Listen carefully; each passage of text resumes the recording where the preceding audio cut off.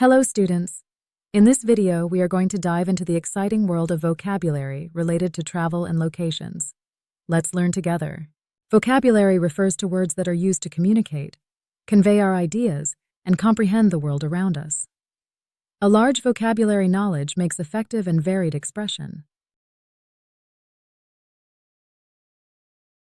For example, despite facing many obstacles, Alice's persistence in learning to play the piano paid off, and she eventually became a skilled musician. Here, being persistent means not giving up, just like Alice. Vocabulary words related to travel. Adventure, an exciting experience. For example, a trip to a theme park. Destination. This is where you are going, like your favorite beach. Explore. To travel through new places, like looking for treasures in a forest. Vocabulary words. Related to location coordinates. Numbers that help you find a location on a map. Latitude and longitude. They tell us where something is on Earth.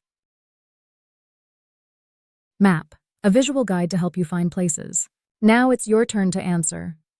What is one word related to travel that starts with the letter A and means an exciting experience? Share your answers in the comments. The complete curriculum for Class 7 is available on our channel. Check out all the links provided in the description below.